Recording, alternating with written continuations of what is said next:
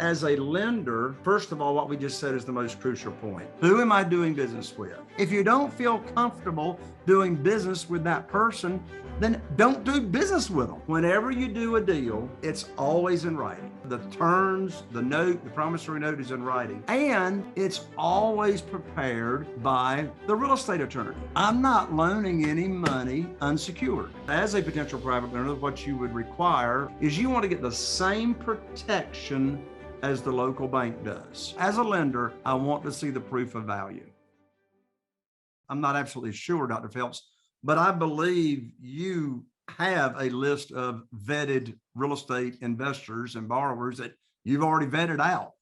You may be doing, I don't know if you're doing. Well, no, you're right. You're right. I mean, I want to emphasize your point is that doing business on any terms, this is real estate, but whether you can do something in business or partnerships or something, yeah, it's got to start with who you know and who you trust and what the character is of the person you're potentially going to do business with. And you either know that person already, as you said, or you get a direct referral of somebody else who can vouch for and talk about some history they've had. That's number one step. And I'm with you all the way. We haven't even talked about the real estate yet. We haven't talked about the terms of the note or the yield or anything. We've talked about the person, and that's where it starts. And I think, Jay, correct me if I'm wrong, but that's where most novices make their biggest mistake. They go after the deal that someone holds up and goes, I got this deal, and they skip the other steps. It's almost like getting married before you actually date a little bit, right? I mean, yeah. What could possibly go wrong there? It's like, and with me and my private lenders, it works both ways. So for example, now I'm not going to recommend this to your list. I'm just going to tell you how strong relationships can be. After I've done, some deals or a deal or two with a new private lender, because, and I'm going to give them the documentation. I mean, even my mother, my 88-year-old mother, who just got a brand new Corvette. She's awesome. Are you kidding me? She's driving a Corvette? A brand new Corvette, custom built. Anyway, so my own mother is one of our 40-some private lenders, right? And guess what? My mother gets the same exact protection and documentation on every deal that she does, just like any other private lender, because, I want them protected. But anyway, I'm not going to go down that rabbit hole that I was getting ready to go down. As a lender, first of all, what we just said is the most crucial point. Who am I doing business with, right? And I tell you what, folks, I put a lot of, I don't know what the word is. I put a lot of stock in your gut feel. If you don't feel comfortable for whatever reason, you may not even know what that reason is. If you don't feel comfortable doing business with that person, then don't do business with them. It's like I like doing business with people that I would actually enjoy going to lunch with. That's a good reference point. Yes. I want to like them. I want to trust them, right? And all that. Now, when it comes to documentation, can I talk about documentation for a second? Sure. When it comes to documentation, I don't care how strong that relationship is. I mean, I really don't care. I don't care how strong the relationship is. I don't care how much I trust someone. It's sort of like Ronald Reagan, the trust and verify thing. Well, business is business and things need to be done the right way.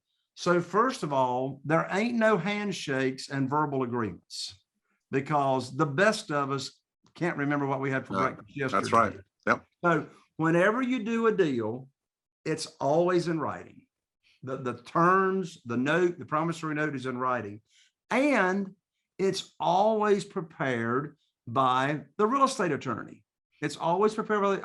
I've had students, I say, well, can I save money on the attorney fee and draw my own documentation? No. You let professionals do. It's like, I don't want somebody pulling my tooth that hasn't been to dentistry school for 18 years or ever how long it takes, right?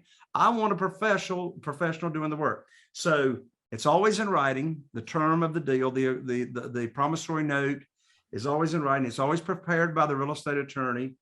And then secondly, I'm not loaning any money unsecured. That's my criteria. Can you loan money unsecured legally? Sure you can. I know people that loan money from their self-directed IRA unsecured. I wouldn't do it, but you can do it. So I always want, when I'm loaning money or borrowing money, I always want that promissory note collateralized, backed, in other words, by the real estate that the money is being loaned on. Whether the money is being loaned for a rehab or whether the money is being loaned for a purchase, then we want that collateralized. Now, as a lender, I'm not going to be loaning 100% of the purchase. I am going to want my borrower to what we call some skin in the game, right? So in writing, collateralized, and in addition to that, as the lender, I want to be named on the insurance policy that the borrower will have in place, the fire and hazard policy, all that. I want to be named as the lender. I want to be named as the mortgagee, and that's a writer downer right there. I want to be named as the mortgagee, the lender, on the insurance policy. Now, the reason I want to be named as the mortgagee is, God forbid, it's a total loss. Hurricane comes along and takes it out, or the house burns down and you got a total loss. Or it doesn't even have to be a total loss. It could be a partial loss. Well, guess who has got their name on the insurance check? And if it's a total loss, guess who gets paid first? Yep, you do. The mortgagee. The mortgagee gets paid first. So the way I look after my private lenders, and as a potential private lender, what you would require is what I would suggest is you want to get the same protection as the local bank does, right? I mean, you borrow money from the bank or the mortgage company, they're going to be named as the mortgagee and the insurance policy. Now as the borrower, my company is still going to be on there. What I want to be sure of as a private lender is to be named as the mortgagee on the insurance policy, because just like the local bank, I mean, if there's a total loss, the mortgagee, the private lender, is going to get paid and made whole before anybody else is. So we have standard protocols across the country where these kinds of real estate transactions are handled by a third party. That's the other benefit. You'd already talked about having a real estate attorney provide the documentation.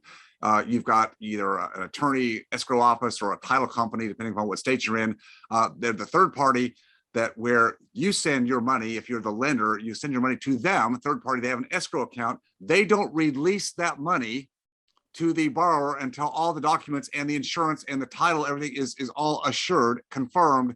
That's their job. In fact, there's actually a closing protection letter we don't have to get into today, but just assures that that transaction is being done by the book, by the protocol. So that's the other safety measure it's put into place. You're not meeting at Starbucks and handing over money and hoping you got the right documents. I mean, but people think that sometimes. They think, well, this sounds scary because, gee, nope, there's protocols in place that we can easily follow in this regard.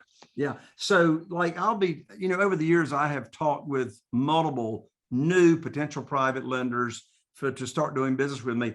And I'll get to the end of explaining how the program works and all this and that. And I don't know how many times, Dr. Phelps, someone's looked at me and say, okay, I'm ready to start. What do I do? Write you a check? No, you do not write me. You don't write my company. There's no direct check writing or exchanging of money between the lender and the borrower. As you said, those funds are wired to the real estate attorney's trust account or the escrow account, whoever's handling the closing. And then there's no money that is dispersed until the closing is handled right and everybody is protected.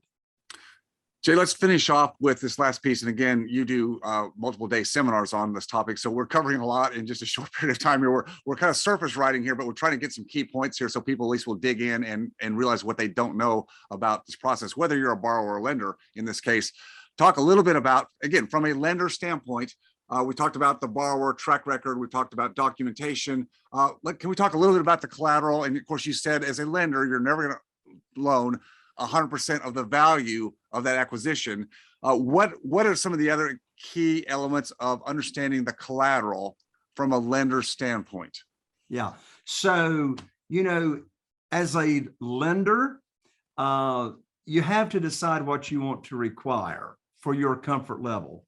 So So obviously as a lender, I want to see the proof of value. I want to see the proof. Now there's more than one way to look at that proof. You could, as a lender, require a full appraisal. Now, if it's a rehab property, then you're going to want to look at what's called an after repaired appraisal, or the after repaired value if there's going to be a rehab involved. So you may require a full appraisal. If you do, your borrower is going to pay for that, right? Me, depending on where I'm loaning money and where the property is located, most of the time, I'm going to be good, depending on who the borrower is. I'm going to be good with a very detailed comparable market analysis provided by a realtor that I trust, right? So you want to make sure that you don't have an inherent built-in conflict of interest to where you have a borrower that uses that same realtor all the time. You think there might be a little conflict of interest there of the borrower using that realtor to provide a comparable market analysis. If you're not familiar with the market and you are loaning outside your own market, and a lot of lenders do, then I'm probably going to want to see a complete full appraisal to show me the proof of value, because an appraiser has got a lot more writing on the line when it comes to their license of them providing an appraiser, versus a realtor. So as a lender, I want to see the proof of value. Very good. Jay, I alluded to a book that you've authored, the title being Where to Get Money Now. I think that'd be a great book for all of our listeners, because some are from the lender's side. It still speaks a little bit about, who they may be, but also there's a place where, as I said, you and I both borrow and lend money, and people that are even private lenders, I think sometimes understanding the value of arbitrage and borrowing other money. And, we won't get into the details of that today, but there is a place for that. So let's talk about the book and where they could get a copy of it, Jay. Sure. Well, I just released this book a few months ago called Where to Get the Money Now. Subtitle: How and Where to Get Money for Your Real Estate Deals Without Relying on Traditional or Hard Money Lenders. It's $20 at Amazon, but for your audience, Dr. Phelps, we'll give out a free URL if they'll just cover a couple of bucks for shipping and handling. And that website is www.jayconner, JayConner. I'm an ER, not an OR. So www.jayconner, JayConner.com/free book. Free book, FREEBOOK, and I'll autograph it and ship it right out. Excellent. So good, Jay. Well, it's been great to have you here. Thanks for giving a lot of great information. I think it's certainly appropriate for people to understand really more how money works, where to get money. Real estate's what we love, but there's a lot of applications here in just what you talked about in this brief time we had today. So thank you so much, sir. Appreciate having you on today. Dr. Phelps, thank you so much for having me. If you enjoyed watching or learning from this video, please leave a like and subscribe to my channel for more content. If you have a question about any of my content or this specific video, just please leave a comment down below. And as always, stay focused on your freedom. I'll see you next time.